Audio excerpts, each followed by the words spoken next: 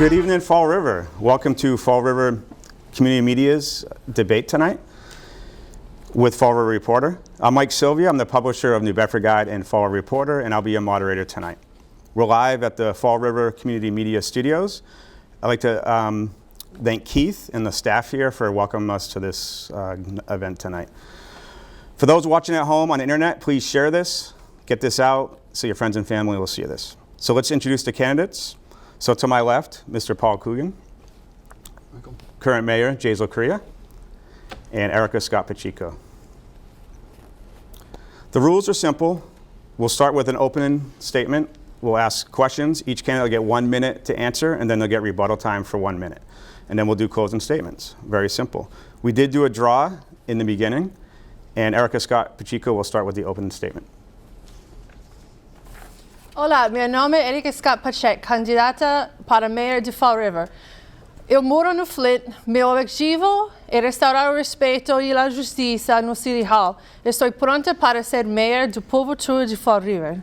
Nos últimos 15 anos de minha carreira, fui responsável fiscalmente a gerenciar orçamentos de organizações e também planejar orçamentos visando necessidades para o futuro. Liderei e colaboro com vários grupos de pessoas para obter resultados progressivos. Eu faria isto tudo como sua futura meia. Hola, buenas noches. Mi nombre es Erika Scott Pacheco, candidata de alcaldesa aquí en la ciudad de Fall River. Vivo en la vecindad Flint. Mi meta es restaurar justicia y respeto a nuestra alcaldía. Estoy lista para ser su alcaldesa full-time, de tiempo completo, desde el primer día para servirles. En los últimos 15 años de mi carrera, tengo que ser responsable fiscalmente, manejar un presupuesto y planificar para gastos y necesidades futuros.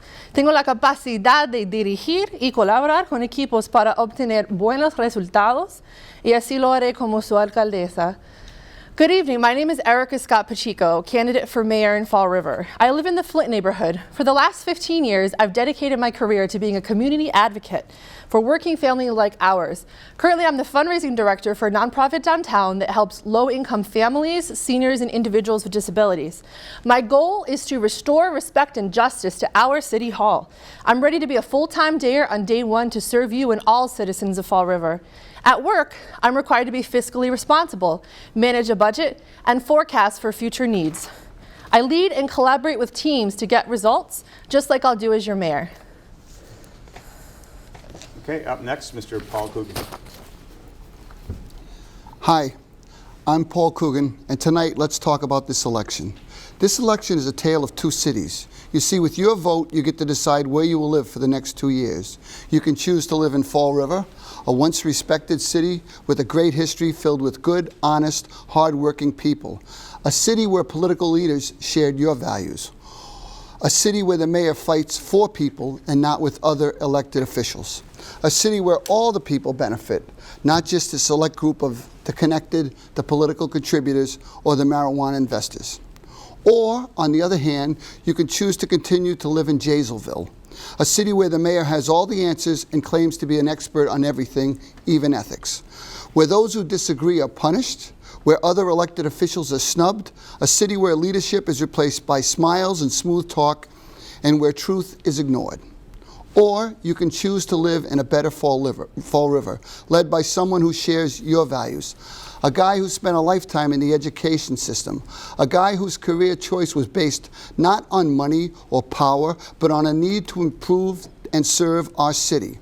A guy who shares the values of honesty, hard work, and others that will define us as a community. A guy who will never believe or pretend to have all the answers. That guy is me, Paul Coogan, and with your votes, I will end revenge politics, the slick answers, the disrespect for the truth, and both the runaway ego and the one-man rule that controls his city, Jaisalville. If elected mayor of Fall River, there will be more communication and more listening. My goal is to improve the lives of everyone, not just a few. The Fall River that I envision is so different from the chaos in Jaisalville.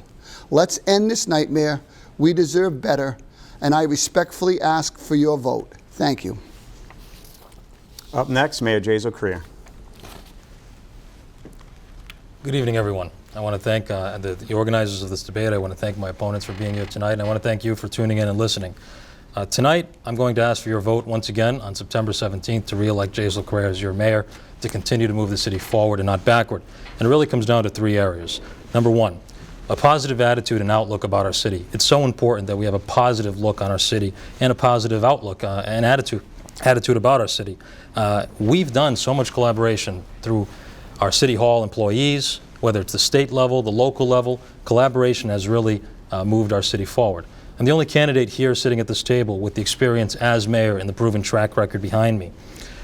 Number 2, an improved city with improved services. Whether it's fire department, police department, school department, all those areas have improved. Streets and sidewalks are getting better. Parks are getting better. The Opiate Task Force, that's collaboration with many different nonprofits and community activists, is there in making a huge difference in our community. Economic development throughout our entire city, north end, south end. Storefronts are filling, buildings are selling. And of course, number 3, less fees, more services, and promises that I've kept. Promises that I've delivered on. When I said I'd eliminate the $120 trash fee, I did it. When I said I'd eliminate the pay-as-you-throw purple bags, I did it. And I did it not by myself. I did it in collaboration with all of our department heads throughout all of city government to make our city a better place for everyone. The things that we've done under this administration, with our state, with our local officials, has moved the city forward for every single person in our community. And I want to continue that stable progress.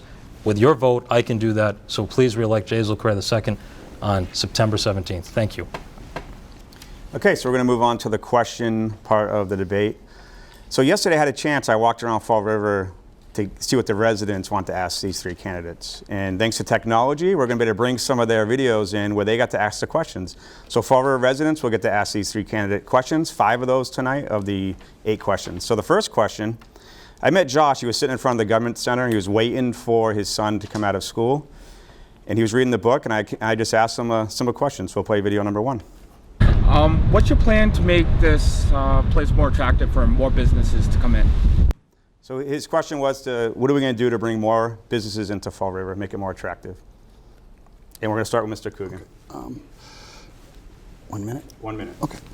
My plan to bring more businesses into Fall River is to collaborate with economic development specialists.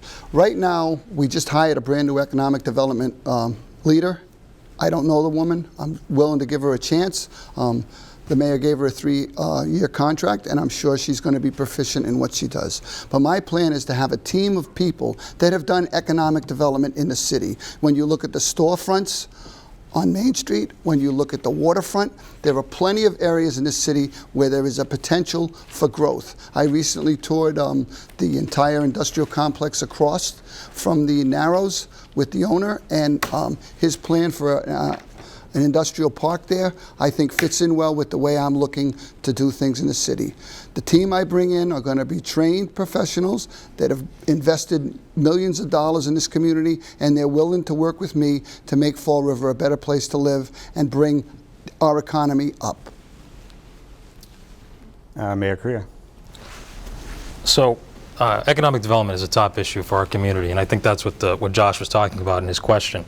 It really is a multi-pronged approach that this administration, in cooperation and collaboration with many, many different partners, whether it be the Redevelopment Authority, whether it be various nonprofits, whether it be the business community, the arts community, has really collaborated to make the city a better place. One of the catalysts is streetscapes. You see in the East Main Street neighborhood, the Bank Street neighborhood, and the Purchase Street neighborhood, new businesses moving in, new businesses improving the neighborhoods. Through our grant assistance program, we've created new businesses, small businesses. So I think that's part of it. And then you've got the big businesses, the wind energy sector. We are courting the wind energy sector, which is going to create 3,000 jobs in this region between here and New Bedford. And that's jobs that Fall River people can get. They can be trained. They can go and become an underwater welder and get paid $90 an hour. They can be an electrician. This is a huge, huge industry that we are capturing as we speak. So there's a lot more that we'll talk about tonight. Erica Scott Pacheco. Yes, Josh, I'm really happy to see that you are concerned about economic development, and note that you were waiting for your son. And so thank you for being supportive of your son's education. Education for our future generation is really what my economic development policy is going to focus on. It's really important that we not just go for low-hanging fruit, but we do economic development for all. And what does that entail? First and foremost, good paying jobs, Josh, so that people like you, your son, won't get a great top-notch education in Fall River and then leave the city, which is what's happening now. We have a huge problem with brain drain, where we educate kids, and I strongly am in favor of quality, high-quality public education for all, and then they leave the city, and we're giving away huge tax breaks to companies like Amazon. Did you know that Amazon only employs about 25% of its workers from Fall River? That's unacceptable to me. My economic development policy is going to focus on good jobs for Fall River residents so that, Josh, your son can stay in this city and so that no one is priced out and has to leave. Rebuttal time, 1 minute, Mr. Coogan. I'll just talk about a couple things. I was not a fan of streetscapes. The mayor was touting them as an economic development. I believe that we should do streets first and streetscapes second. As far as wind energy, I believe a lot of the permits for wind energy right now are on hold. Unless the mayor has a contract with a company that's willing to come in here now for those $90 an hour jobs, I'll applaud it. But I do not believe that there's anything going on with wind right now. The present administration in Washington is reluctant. They're more fossil fuel centered. And I was talking to someone in the business today, and they said it's a tough pull right now on wind. I hope we get it done. I support wind energy. As far as the things I'm looking for, we need a more beautiful, attractive city where jobs are bringing people back that want to live in market rate housing and invest in our community. I think that that's how you do it. And as I said, if the mayor has somebody that's going to sign on the dotted line with wind, I support that proposal. But I do not believe that's happening at this time because of what's going on in Washington, D.C. Thank you. Erica Scott Pacheco. So let's be clear. Streetscapes is a total boondoggle and a failed example of economic development for the some and not for the all. My goal is to restore respect and justice. That's my #1 goal to our city hall, and do fair and equitable economic development, public infrastructure projects for the entire city.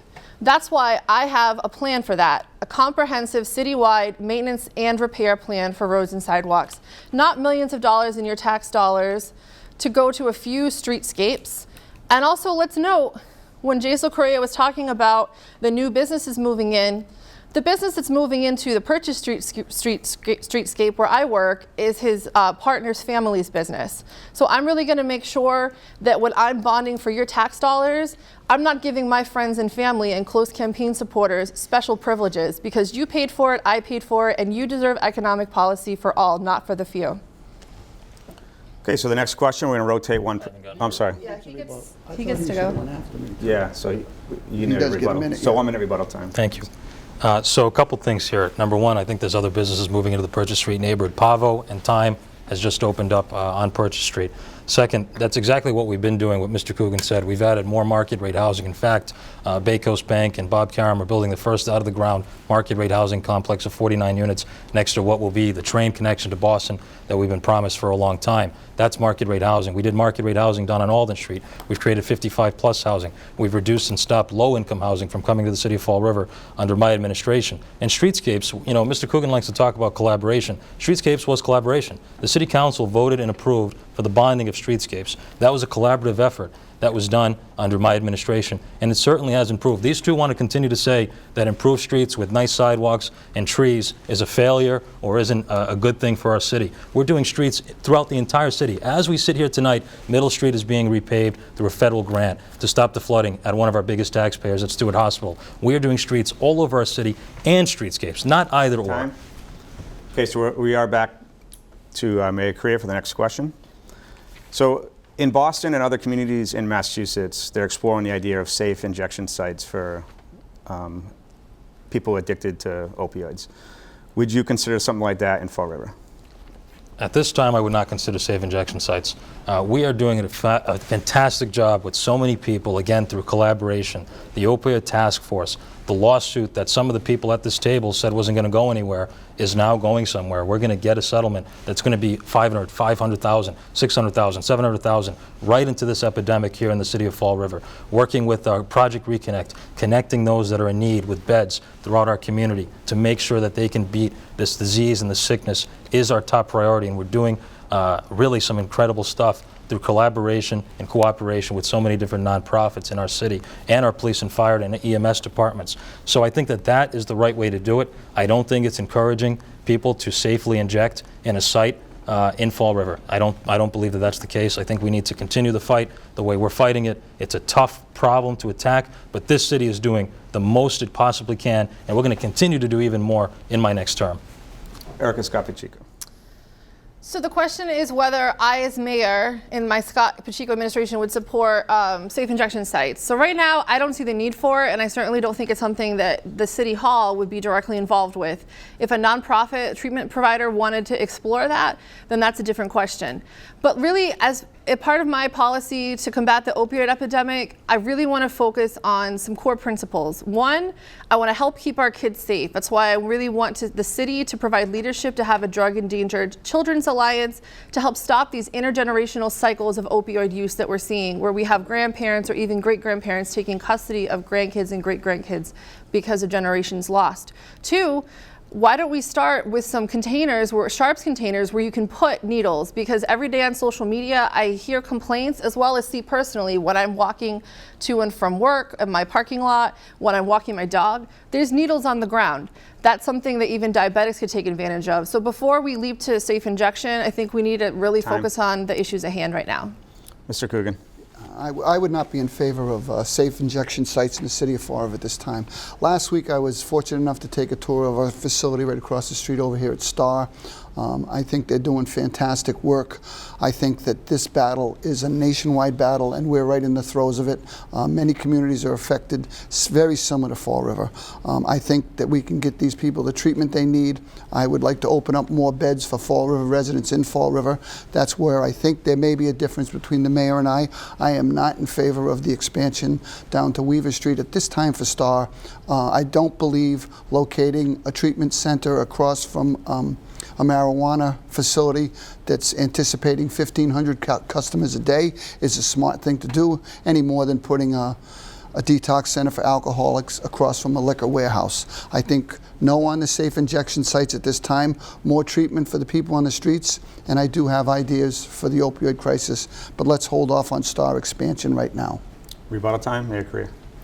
Well, there you have it. Mr. Coogan just said that he's against new beds in Fall River, and we know that we desperately need it. We just had Recover Fall River discuss how many people need beds in our community. I've never said that I want people from other communities to come into Fall River. That is just the law. That's naturally what happens through new beds, but there's no question that people in Fall River need beds, and that's what this administration, with numerous partners, whether it's been Star, Stepping Stone, with the homelessness situation throughout the entire Commonwealth of Massachusetts, has been making sure that we can make an impact on and improve. So I think that that's the wrong analysis to make just off the cuff like that, simply because you don't like the location. Talk to Nancy Paul. They purchased the property. She's the CEO of Star. They're good with it going there. There's a need, a tremendous need in our community for more beds. And if it can be an attractive building that's safe and that can help save lives, I will never turn down an opportunity to help save even one life. I've heard too many stories throughout my entire youth and now as mayor of people who have lost a loved one to this terrible disease. So we're going to keep fighting, and we're going to keep making sure we save lives. Erica Scott Pacheco. So Jaisal Crea just asserted that he will never turn down an opportunity to save a life, and that's a noble sentiment that I agree with 100%. But let's also not forget that he didn't turn down the opportunity to appoint his mentor, self-described mentor, Kevin Aguiar, to serve, or what's his first name, Kevin? Mr. Aguiar, to serve as the opioid czar. And then what did he do with our grant money? He bought $6,000 in furniture, didn't turn down an opportunity to enrich himself there, didn't turn down the opportunity to spend $1,000 on a fancy, pricey car rental to go to a trip in New York, where he stayed at the Ritz-Carlton on your tax dollar and your dime. And so it's really great to say that you don't want people dying, and I think that we all agree with that sentiment, and I truly do believe it. But the difference between Jaisal Crea and myself and my administration is that I'm going to responsibly use the money that's coming in. Jaisal mentions about how there's this federal lawsuit we're party to. How will that money be spent? I'm going to make sure we spend it to help people in the community, not to help my friends get jobs and Escalades. Mr. Coogan. Yeah, No, that was the rebuttal. No. You have one more. You have 1 minute. We have one more minute? Yep. It's your turn. You have one more For minute. the rebuttal. Okay. Yeah. Oh, I'm sorry. Okay. So let's look at what my colleague just said to me about new beds for Fall River. I've never seen a proposal come out of his administration where he tries to change the law so that the new beds that are made are for Fall River residents. My position is, if you see what happens in Fall River, you know exactly what goes on. I've been to those workshops, people from Methuen, Framingham, and then they stay. If there's a way we can make sure they go back and get treatment in their communities, that's a different animal altogether. It's my position that kids from Fall River are waiting in line to get into these facilities because they're getting bumped out from people in Plymouth County or Suffolk County or wherever. Now, if my colleague tells me he's got a proposal where he's going to change the regulation so Fall River gets beds for Fall River residents first, I'm going to probably agree with him on that. But I've seen nothing out of him for the last few years he's been in there. I have not seen him file any legislation with anybody on the state level to get that done. And when he does, I'll go on as a co-signer. But right now, those beds are not for us. Okay, so the next question will go to start with Erica. So is another video question. So I met Jackie. She was sitting on the bench in front of the Fall River Government Center across the street from her apartment. She came here from Quincy. So she has this question to ask. What are you doing for the drugs and for the homeless as I watch it get worse every year? So we just talked about the opioids. So let's talk about homeless issues. So what's your plan for the homeless in Fall River? So housing and prevention of homelessness is absolutely my wheelhouse because I have many years of experience in homelessness prevention and maintaining good, affordable housing. Both of my opponents have stated they are in favor of pricey market rate housing, which is unaffordable for the majority of folks in Fall River. My administration will make sure that people who were born here, lived here, worked here, and are retired here will not be priced out. That is a key concern and top issue for me. And some specific things I'd like to do to address housing and homelessness. I looked here, the mayor's challenge to end veterans homelessness. This is the most recent directory, and Fall River has not signed on. So I asked Jaisal Crea, why have you not joined our colleagues in New Bedford, Boston, Holyoke, Northampton, Somerville, and Springfield to sign on to the mayor's challenge to end veterans homelessness when our most recent consolidated plan, which is on the city website, says that ending veterans homelessness was the goal in 2016, and it has yet to happen. Mr. Coogan. Again, in my experience at Durfee, we worked with many students that were classified as homeless, and obviously we do not want people sleeping on the streets of Fall River.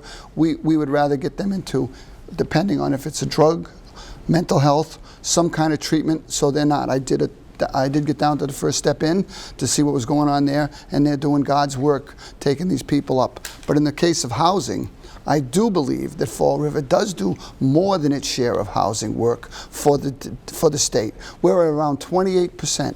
We've included new units next to the curtain lofts that are all low or moderate income housing, and we've done our share of the work on that. What happens is people come in from out of town with a Section 8 voucher. We want Fall River people, I agree with Erica first, having first crack at our housing units, and let's keep them in Fall River. I'm a big fan of that, but I believe we have enough housing to cover our commitment to the state and then some. Mayor Crea. So we've done a lot on this issue of homelessness. Of course, we don't want to have people be homeless, but unfortunately, it is something that plagues many people in our community. There is also a population which has been very challenging that does not want the help that we continuously extend, and you know who those people are. You see them many, many times holding a sign when you take some of the highway exits, whether it's in Fall River, New Bedford, going into Boston. We're doing our best with our partners in government and our partners in the private sector and nonprofit sector through Stepping Stone. I've got a whole list of things we've done for homelessness. It's tough to condense it into one minute, but relocating the First Step Inn, that entire new shelter that added 20 to 25 new beds, beautiful state-of-the-art shelter, having people wait inside, not outside, so they're not lingering throughout downtown in front of businesses, which was a big concern. Multiple homelessness awards from 2016, 17, and 18, over $4 million to combat this crisis of homelessness for those that are chronically homeless. And our goal is to get those people into housing that makes sense for them. In terms of, I'm out of time, but I will continue some of the points that I was going to make. So rebuttal time, starting with Erica. So, Mr. Coogan, you mentioned that we have a problem with people moving in from out of town with Section 8 vouchers. Now, let's be really clear. Denying anyone with a Section 8 voucher housing solely because they have Section 8 voucher is against federal law and state law for fair housing. you cannot discriminate on the type of income or revenue that someone has to pay for their housing. So that is really misinformed. It is true that we created low and moderate housing on Alden Street, and that's for our seniors, and that's hugely important. But what about our working families? Jackie, who asked the question, is from Quincy. Jackie, you're actually unusual because 75% of people who move into Fall River are moving from within Bristol County. You moved from Quincy, which I believe is Norfolk County.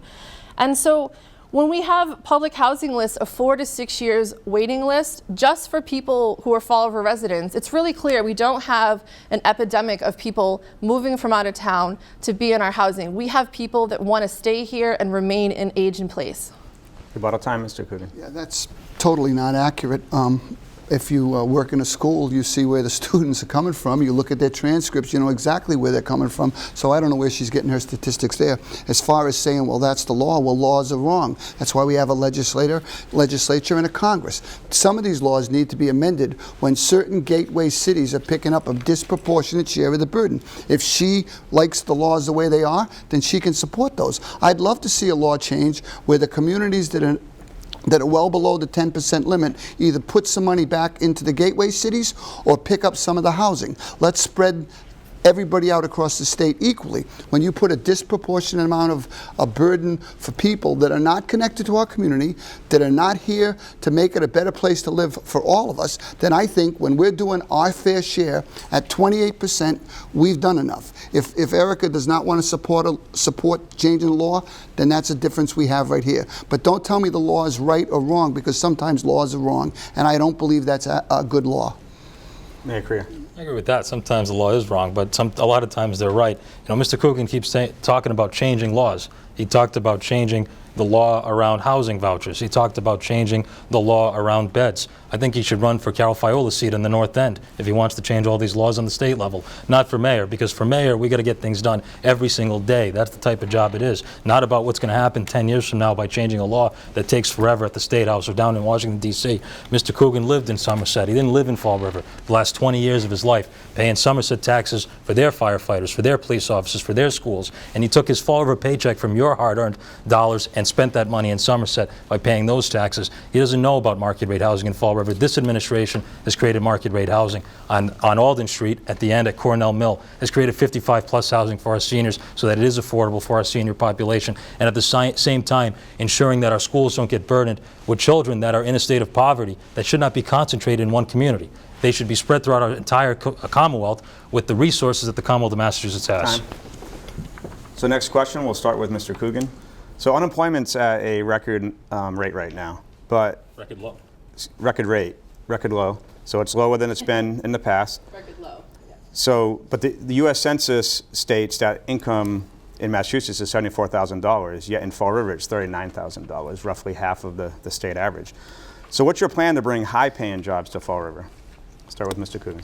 Well, I have to go back to the last question for a second. I don't know what the mayor's talking about. If someone wants to move to Fall River from any surrounding communities, he should be welcoming them. I don't know why he would try to exclude them. That's just ridiculous.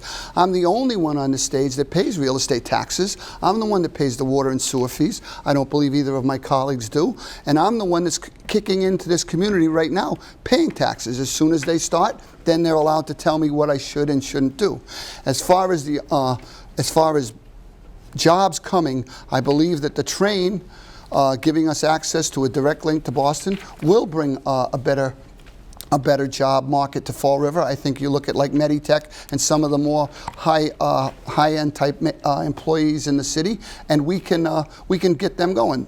The banks, the hospitals, all these people are paying good wages for people that are committed to helping Fall River.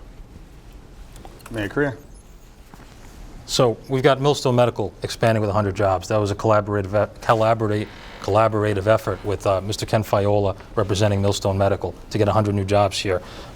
We've got the wind energy sector that Mr. Coogan, once again with his negativity, doesn't believe is coming, but is coming. Just today, I think on Fall River Reporter or one of the different online websites, there was a gigantic wind turbine that was sitting in New Bedford ready to go out into the ocean 33 nautical miles from Fall River. So once again, Mr. Coogan's misinformed. That wind turbine is here. It's going to be put into the ocean. So those jobs are high-paying jobs, $90 an hour. We can't just focus on medical jobs. There's a ton of nurses. I know a ton of nurses and doctors. Those are great jobs. We got to focus on the trades. We got to make sure that plumbers, electricians, that those individuals in Fall River can get a job. And Mr. Coogan constantly says, oh, I pay taxes, I pay. Renters pay taxes. They pay part of the taxes. And Mr. Coogan takes more than he puts in. He's taking a pension from the city. His family members, 13 plus of them working for the city of Fall River, are taking almost $1 million a year from the city of Fall River. Erica Scott Pacheco.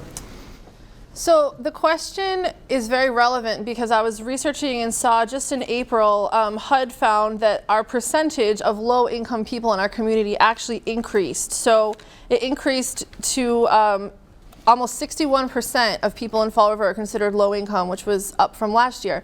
So even though we do have low unemployment, that number doesn't tell the true story. We have far too many working people, families struggling to get by and having to work 2 or 3 jobs just to make ends meet, just to pay the cost of rent.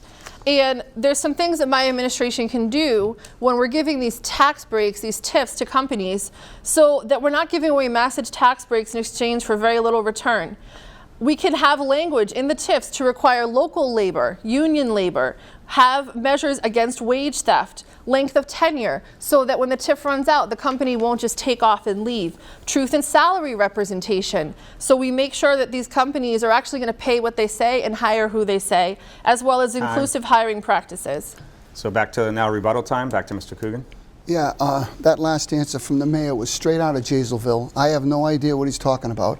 My position is, I live in Fall River now, I pay taxes, he doesn't. I said real estate taxes. I don't know what he's talking about with his rent. I didn't think he was paying rent. I thought that's why he left the last place he lived, but I could be wrong there.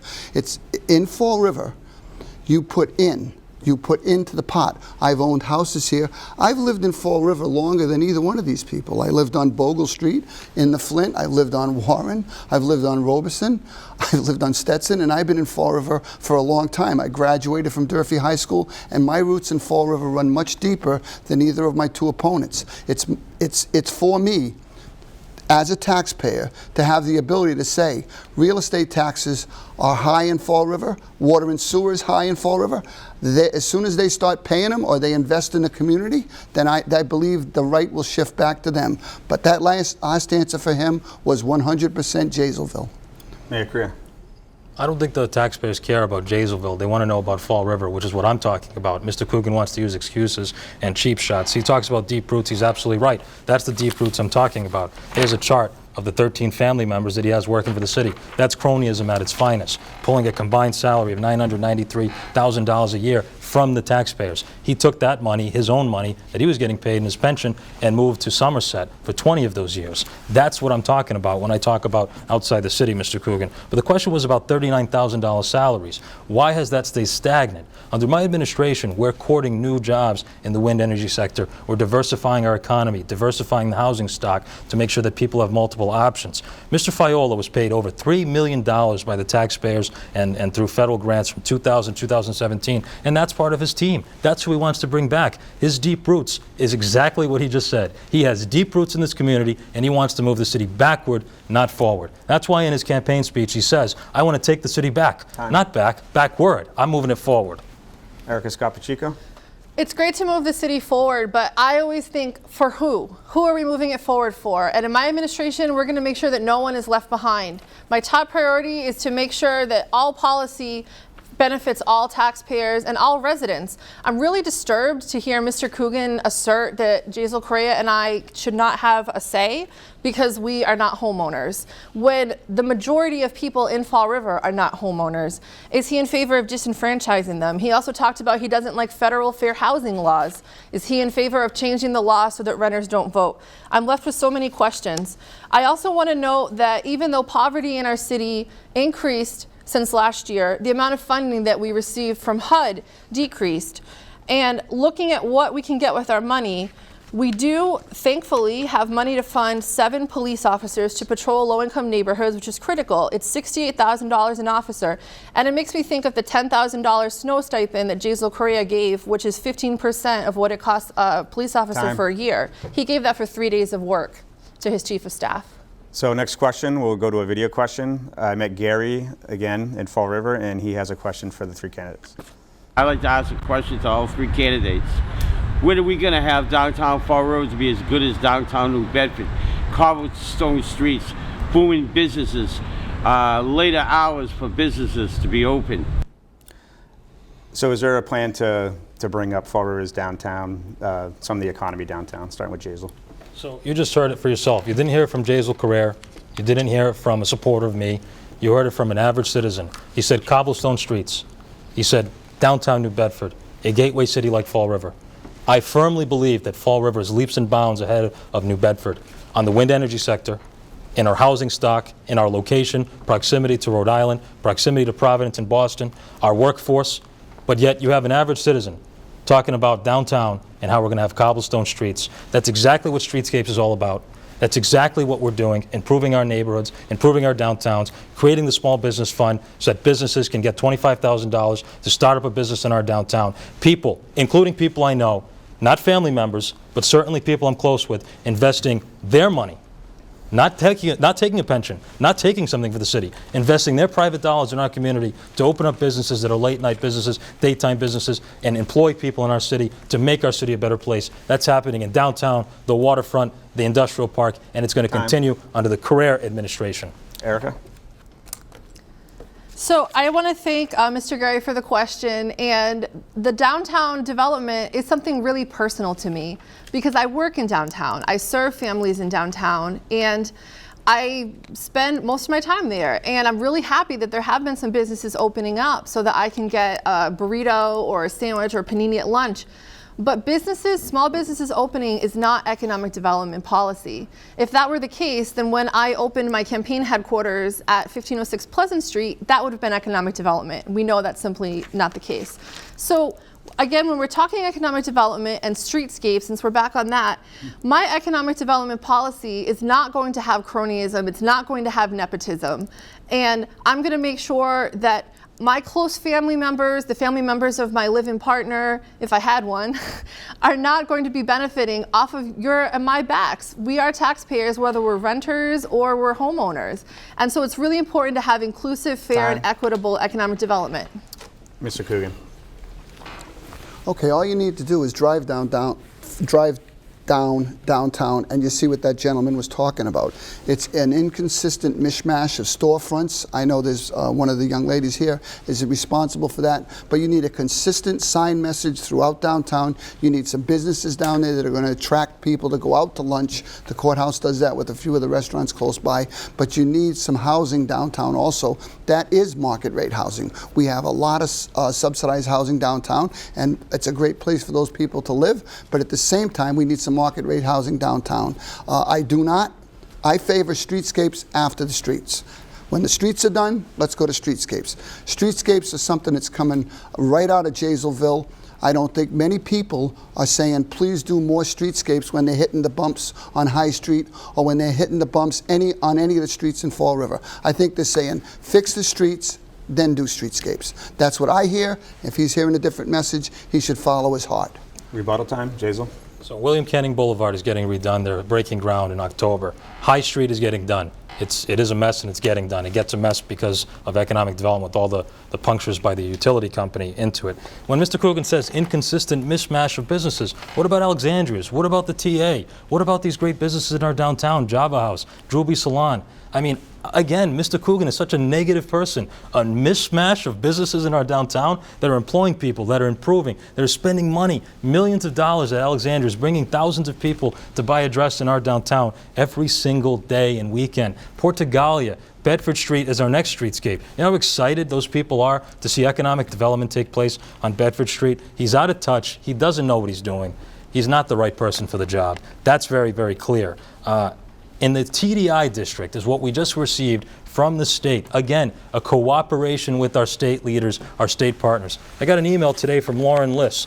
Lauren Liss's office. She's the CEO of Mass Development. She wants a meeting Stop, with the time. mayor.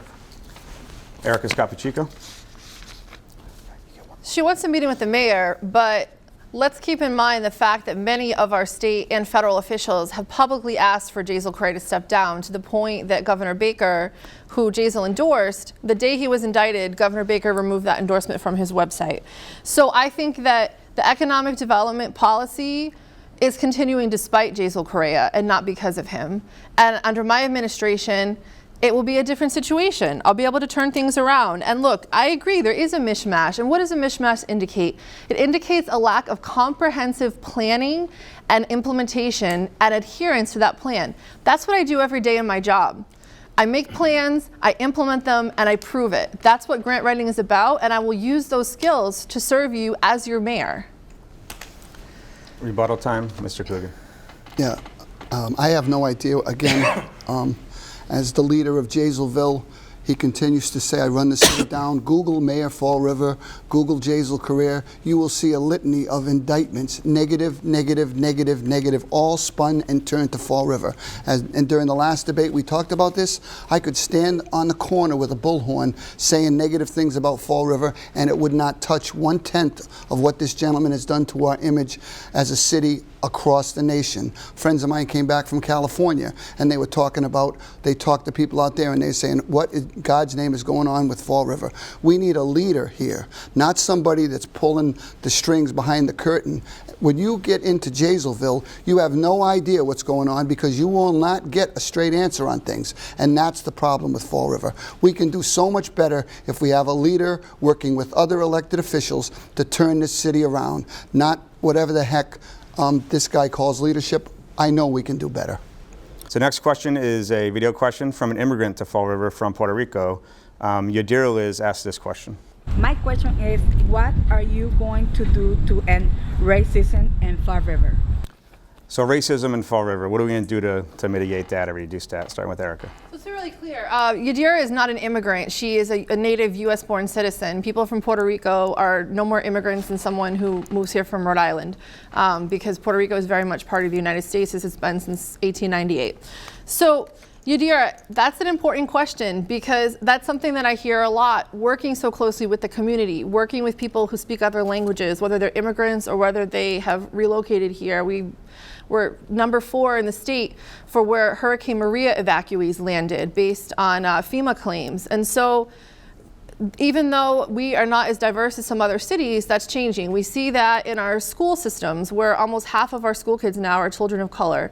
And so for me, being multilingual, bringing diverse perspectives is really going to be a key part of my leadership.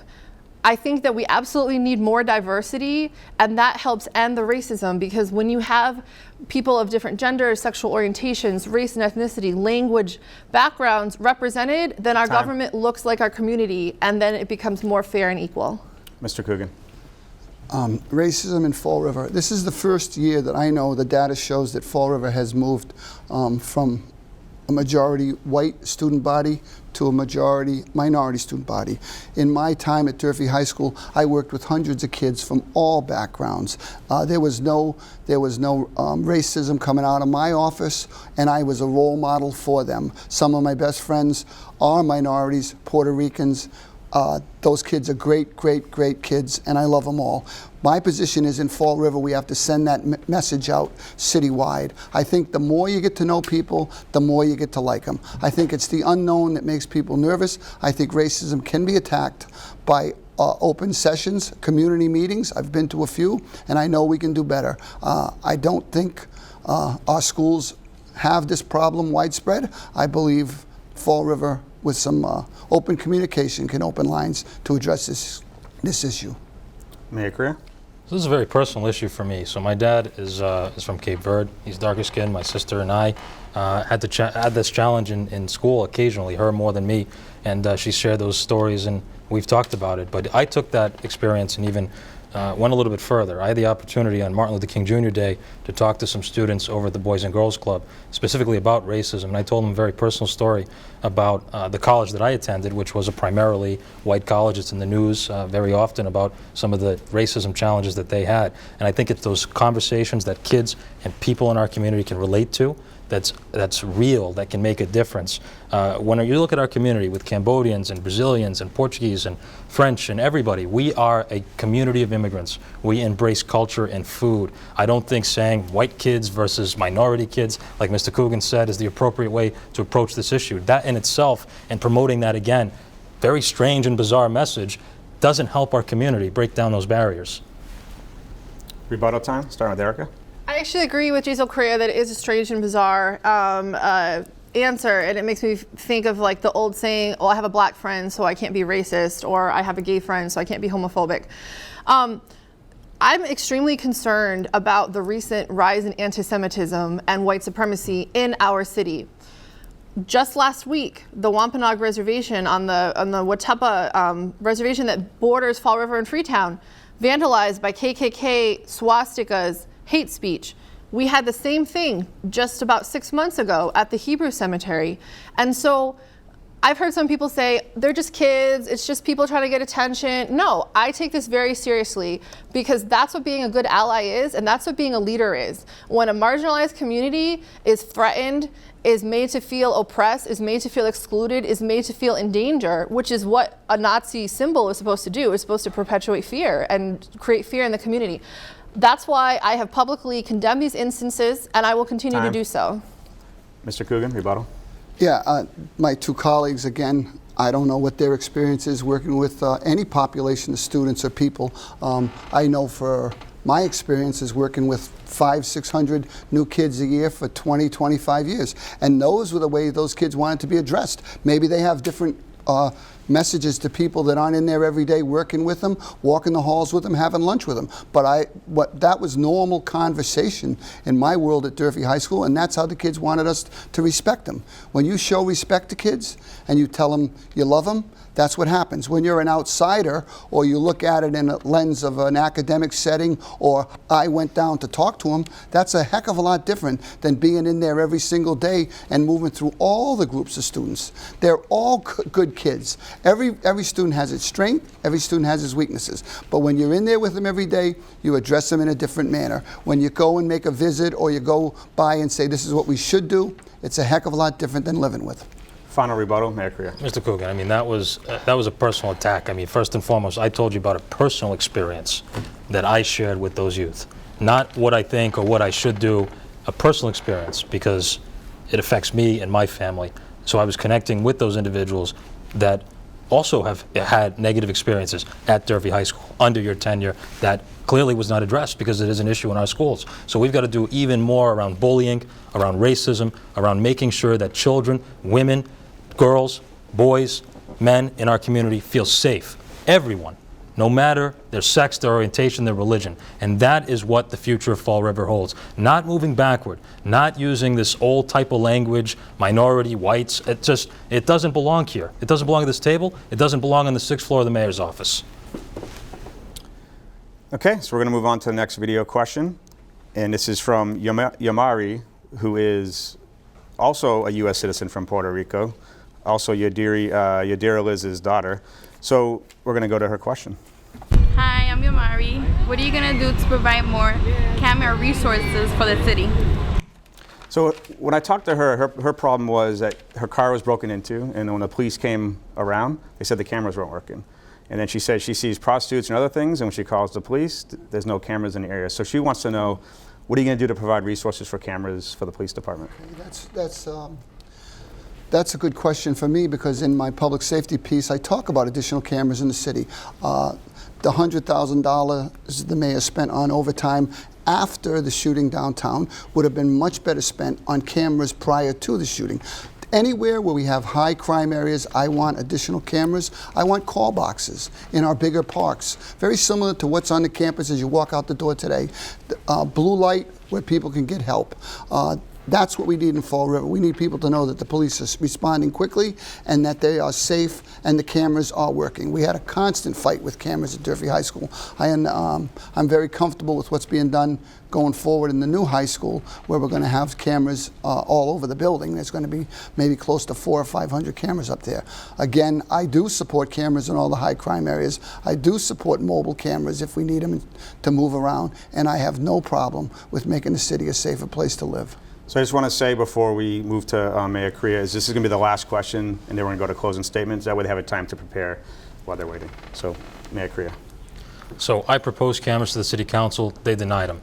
And I think it's really important to understand, you know, Mr. Coogan wants to talk about cooperation with a few councilors that don't want to cooperate for their own personal agendas. One of those is his cousin, who literally said it'll never get through the ordinance committee to eliminate the stormwater fee, which I've also proposed. So we have tons of collaboration and cooperation with our police department. They wanted that overtime. They want more overtime so that we can do more saturation patrols. We have some mobile cameras that are already in place, and we want to add more, and that's why I asked the council to do it. I'm asking you to go out there and not vote for the councilors that voted against putting cameras in our city streets. Today, I visited 5th Street today to discuss an issue about cameras and how we're going to put a mobile camera there. So we're doing that. We're going to do more, but really the question stretches to safety. Active shooter gear has been purchased for our city. More police officers, more firefighters, EMS, new equipment, all under the Crea administration in cooperation with our state leaders, our local leaders, our council in many cases. This is the stuff that this administration has done to keep you safe. Erica Scott Pacheco. Joe Matti, thank you for your question. I also know at times that I don't feel safe in my own neighborhood, and I know that many of my neighbors are concerned about safety as well. And I generally think that people in Fall River want to and deserve to live in a clean and safe neighborhood. That's all of our goal. We share that value, and that'll be a top priority for my administration. And that's why I think that cameras are an important tool, and I'm firmly committed to giving all of the tools in the toolbox to our public safety officials so that they can keep us safe and keep our neighborhood safe. Part of that is not just cameras in terms of surveillance cameras, but also body cams. I've spoken out publicly in favor of that, particularly with the few bad apples in our Fall River Police Department, calling into question the police records. If we have body cameras, then it'll help police. They can remember, what did someone say during that statement? And then it'll also help protect us in case there are bad apples that are filing false police reports, and it protects our citizens' civil rights. Mr. Coogan? Yeah, again, because of my experience at Durfee High School, I worked with the police every single day. We had, at many times, you were investigating criminal activity that happened outside of the schools. And I know what cameras can do to prevent crime and to catch people that are breaking the law. I would definitely put a major push on to cover the city, especially the high crime areas, with as many cameras as possible, with more mobile patrols, and that would be my focus. And as far as our parks go, the big ones like Kennedy, Heritage, North Park, I think if we had a couple of kiosks there where people could get help if something was going on or alert the police, I don't think there's anything wrong with that. Fall River, the citizens want safety in the schools, they want safety in the streets, and in my administration, I have a tremendous working relationship with many of our police, and I plan to build on that going forward. Mayor Crea? So I want to just continue the list of things we've done to improve and where we're going with this. New radio equipment throughout the entire city, a mesh network, new radios for every police officer to get to every single call as quickly as possible, new equipment, new cars, new trucks for our fire department to make sure that property is protected and that lives are saved. Unprecedented amount of progress under the Crea administration in cooperation with our chiefs, with our leaders, with our public safety officials, with our unions, our union presidents, to ensure the city has moved forward under public safety. It's one of our top priorities, as well as education. Education is the great uplifter for our community. Children in Fall River are going to continue to have a better education system under the Crea administration. We've proven so. We're not sending out pink slips like it was in the past. We're making sure that classroom sizes decrease. In terms of our entire city getting cleaner and safer through streetscapes and street upgrades in all parts of our city, the broken window theory. If it's a cleaner street, if it's a safer street, if it's lighted, it's going to be a safer community, and that's what we're doing. And we're going to get drugs off our streets as we've done and continue to do every day. Thank you to all of our police and firefighters and EMS staff. Erica? I echo the thanks to all of our police, fire, and EMS. My own brother-in-law is a firefighter, and that's why I'm really disturbed that Jaisal Crea, I'm disturbed that Jaisal Crea is saying that he's brought about more police, fire, and EMS and made a list of what he's done. But what about what he hasn't done? If we look back here, October 23rd, 2015, in the Herald, Jaisal Crea made a promise which he did not keep. He said that he will go into office and take a 25% pay cut, which equates to $30,000, and earmark the money for a new police car, quote, every year as long as I'm mayor.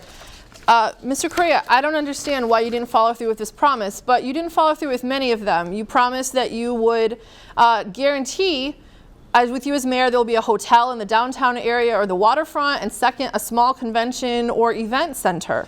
Those promises didn't come through. You said in your first week you would look at getting the Capitol Theater up and running again as a venue. Those promises haven't come to fruition at all. We're going to move on to the closing statements, starting with Mayor Crea.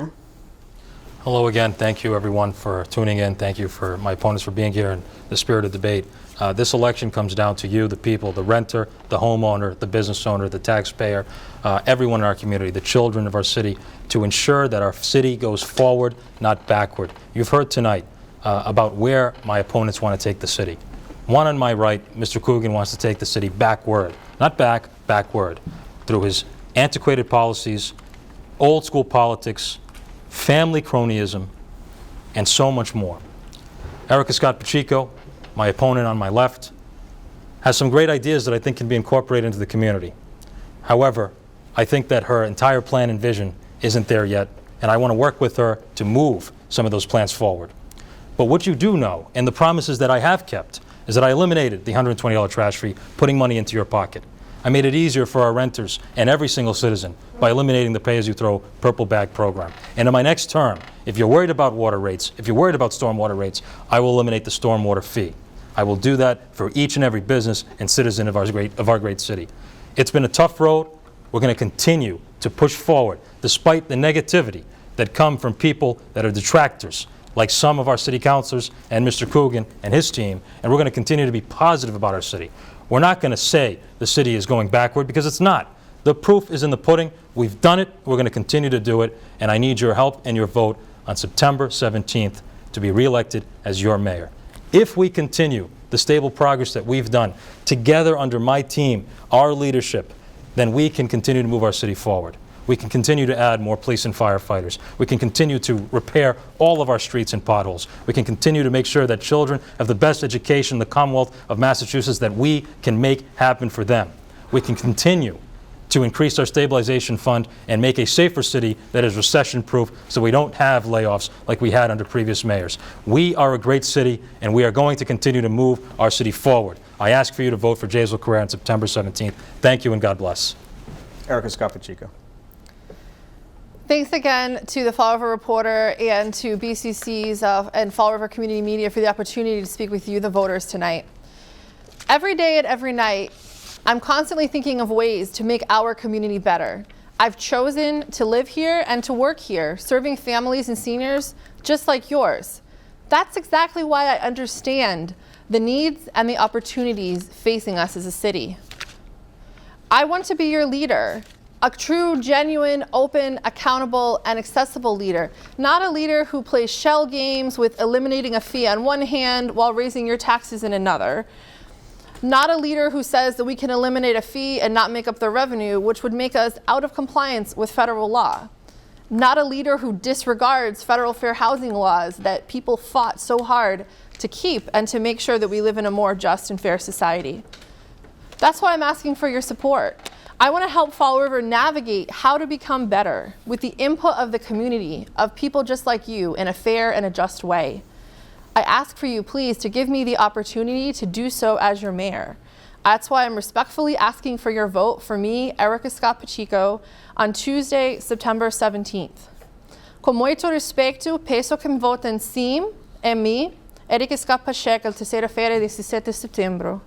Con mucho respeto, les pido su voto para mí, Erica Scott Pacheco, el martes 17 de septiembre. Boa noite. Buenas noches, muchas gracias y muito obrigada a todos. Mr. Coogan.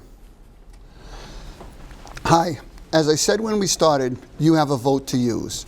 You can use it to keep Jaisalville, which is a national joke, or you can change Fall River into what it should be, a proud city filled with good, honest, hard-working people who deserve the truth and even a little bit of humility. 4 years ago, we gambled on a young man who sold himself as a bright, successful entrepreneur. He was a salesman, yet even as a salesman, he could not deliver. but he was never a leader. That was the first of his many false claims. He took our beloved old city and turned it into his personal kingdom. He ran it like an emperor, where favors were bestowed upon family, friends, and contributors.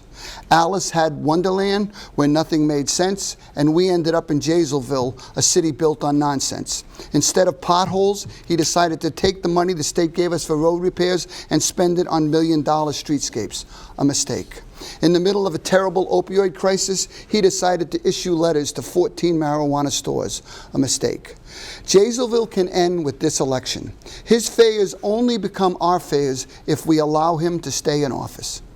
If elected mayor of Fall River, my platforms on opioids, housing, education, public safety, and economic development will all be handled by competent, caring people committed to making Fall River a better place to live. My platforms are all listed on electpaulcoogan.com, and I hope everyone would have a chance to review them.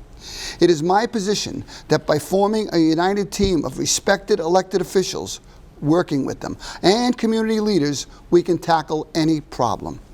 We all deserve better than living in Jaisalville, and I need your help. I humbly ask for your vote. I will make you and this city proud.